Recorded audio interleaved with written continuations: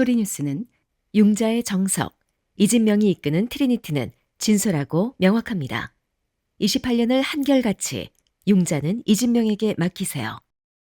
각종 반찬, 도시락, 잔치 음식으로 30년을 지켜온 한국의 맛, 나눔 잔치집 404-543-9113 오늘 식탁이 파티가 됩니다. 알파레타에 위치한 이탈리안 퓨전 패밀리 레스토랑 루치스. 여러분의 눈높이에 맞춰 정조준하는 교통사고 전문 정준법률사무소. 한 곳에서 시작되는 안정된 미래, 선우앤선우 종합보험 후원으로 만들어지고 있습니다.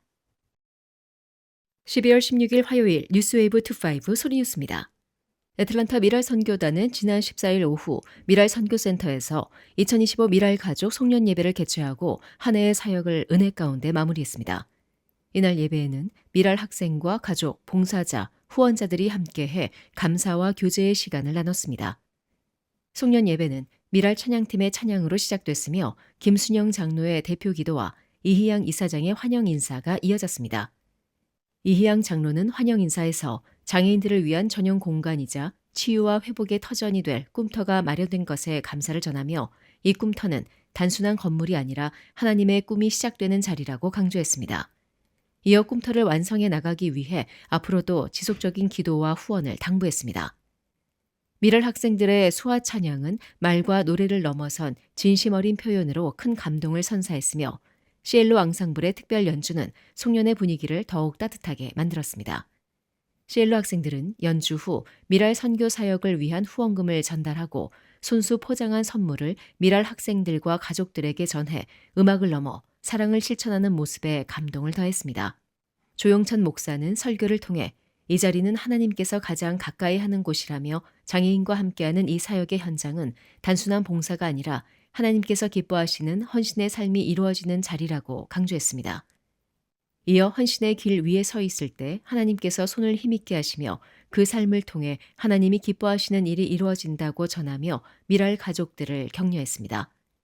이날 예배에서는 장학금 수여식도 함께 진행돼 이승주, 강혜린, 장제임스 학생이 미랄 선교단 장학재단 장학생으로 선정됐으며 박승배, 설숙희 부부에게는 그동안의 헌신에 대한 감사패가 전달됐습니다. 예배 후 이어진 만찬은 이사랑에서 정성껏 준비해 섬김의 의미를 더했으며 참석자들은 교제의 시간을 통해 서로를 격려하고 새해를 향한 소망을 나눴습니다. 최재유 목사는 2025년 한 해 동안 미랄 선교단의 모든 사역을 인도해 주신 하나님께 감사드린다며 장애인 사역과 선교를 위해 기도와 후원을 아끼지 않은 모든 분들께 진심으로 감사드린다고 전했습니다. 이번 미랄 가족 송년 예배는 예배와 찬양, 음악과 나눔이 하나로 어우러지며 미랄 공동체가 함께 걸어온 한 해의 사랑과 헌신을 되새기는 은혜로운 시간으로 마무리됐습니다. 미주 소상공인 총연합회는 지난 13일 오후 5시 둘루스에서 제4차 정기총회 및 송년 만찬을 성황리에 개최했습니다. 이번 행사는 미주 소상공인 총연합회 임원 및 회원들이 참석한 가운데 올해 활동을 결산하고 신임 임원을 인준하며 2026년 핵심 사업 계획을 공유하는 공식 일정으로 진행됐습니다. 김기용 사무총장의 사회로 진행된 이 사회에서는 2025년 사업 계획 승인, 2026년 3월 전라도 지부 설립, 전라도 기업 대상 미국 엑스포 연계 계획 등이 주요 안건으로 상정됐습니다. 미주 소상공인 총연합회는 전라도 지부 설립에 맞춰 전라도 지역 50개 기업을 사전 검토하고 이 중 20개에서 30개 유망 소상공인을 선별해 내년 미국 비즈니스 엑스포에 직접 초청할 예정입니다. 이번 프로젝트는 미국 시장 진출을 희망하는 한국 소상공인을 위한 실질적 글로벌 지원 프로그램으로 미국 내 상공회의소 및 바이어 네트워크와 협력해 시장 진출 상담, 멘토링 비즈니스 매칭, 현장 참여 기회 등을 제공할 예정입니다. 또한 2026년 8월 셋째 주 올랜도 동부 상공회의소가 주최하는 2026 올랜도 비즈니스 엑스포 참여도 공식 확정되면서 한미 경제 교류 기반이 더욱 확대될 전망입니다. 이 행사는 미주 소상공인 총연합회가 올랜도 측과 4년째 협업하고 있는 대표적 비즈니스 교류 행사로 매년 양 지역 소상공인의 네트워크 확대와 시장 진출에 실질적 도움을 제공해왔습니다. 장마리아 회장은 2026년은 미주 소상공인 총연합회가 한 단계 더 도약하는 중요한 해가 될 것이라며 특히 한국 소상공인의 미국 시장 진출을 지원하는 전라도 지부 설립은 양국 경제 교류의 새로운 지평을 여는 의미 있는 발걸음이라고 강조했습니다. 이어 그는 내년 3월 전라도 지역을 직접 방문해 지부 설립과 관련한 공식 일정을 소화할 예정이라며 현지 기업들과의 간담회와 현장 점검을 통해 미국 비즈니스 엑스포 참가 대상 기업을 선별하고 실질적인 미국 진출 지원 방안을 마련하겠다고 밝혔습니다. 이어 정기총회와 2024년 하반기 결산 및 2025년 상반기 사업 보고가 진행되며 새해 운영 계획이 공유됐습니다. 이날 참석한 김풍진 명예회장은 미국 전역의 소상공인이 서로 연결되고 한국 기업과의 교류가 더 활발해지고 있는 것을 직접 보니 매우 뜻깊다며 미주 소상공인 총연합회가 추진하는 전라도 지부 설립과 엑스포 연계 사업은 앞으로 양국 경제를 잇는 중요한 플랫폼이 될 것이라고 강조했습니다. 또한 김기용 사무총장은 협회는 한인 소상공인의 권익 향상과 글로벌 시장 확대를 위해 지속적으로 새로운 기회를 열어갈 것이라고 말했습니다. 김성찬 이사장도 장마리아 회장을 도와 한국과 미국의 소상공인들이 실제로 연결되고 함께 성장할 수 있도록 더 많은 사업을 추진하겠다고 말하며 상생 의지를 밝혔습니다. 한편 이번 행사에는 서밀라 부동산, 마이애미 주얼리, 플로리다 한국문화예술단, 김풍진, 김모리, 임창현, 박석임, 제이캉 리걸, PA 등이 후원으로 함께했습니다. 조지아 애틀란타 뷰티 협회와 미주 조지아 뷰티 서플라이 협회가 분리 체제를 마감하고 내년부터 조지아 한인 뷰티 서플라이 협회, 즉 GABA라는 이름으로 새롭게 출범합니다. 두 협회는 지난 10월 통합에 합의했으며 14일 둘루스 캔턴하우스에서 열린 송년회 및 정기총회에서 이종훈 회장이 통합협회의 초대 회장으로 취임했습니다. 행사에서는 회기 이양, 감사보고, 공로패 및 우수회원 시상, 축하 공연 등이 이어지며 통합협회의 출범을 축하했습니다.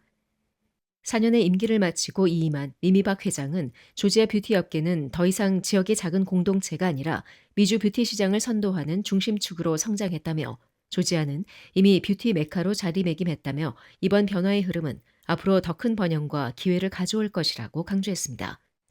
박 회장은 통합 결정을 이끈 회원들과 전현 임원진에게 감사의 뜻을 전하며 협회의 발전을 응원했습니다. 협회기를 전달받은 이종훈 회장은 막연히 바라만 보던 통합을 현실로 만들어주신 미미박 회장님과 이강하 회장님의 결단에 감사를 드린다고 말하며 두 협회는 원래 하나였고 이제 다시 하나로 돌아왔다며 통합된 협회는 서로의 차이보다 공통점과 상생을 우선하는 조직이 될 것이라고 다짐했습니다. 정기총회에서는 2026년 사업계획도 함께 발표됐습니다. 가장 주목받은 일정은 9월 13일 게스트하우스 컨벤션 센터에서 열리는 제1회 조지아 뷰티 페스티벌입니다. 이 행사는 조지아 뷰티 시장의 규모와 역량을 미주 전역에 알리는 대형 프로젝트로 도소매 업체, 브랜드, 고객이 모두 참여하는 종합 박람회가 될 전망입니다.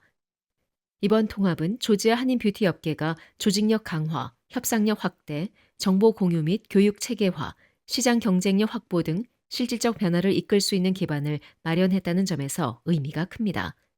한편 이번 송년 행사는 가수 임주리의 축하 공연, 시상식, 경품 추첨 등 훈훈한 분위기 속에서 마무리됐으며 통합협회 조지아 한인 뷰티 서플라이 협회의 힘찬 출발을 알리는 따뜻한 박수로 끝을 맺었습니다. 호세 무뇨스 현대차 대표이사 사장이 한국인 300여 명 구금 사태가 발생한 조지아주를 방문해 미국 현지 투자 계획을 재확인했습니다.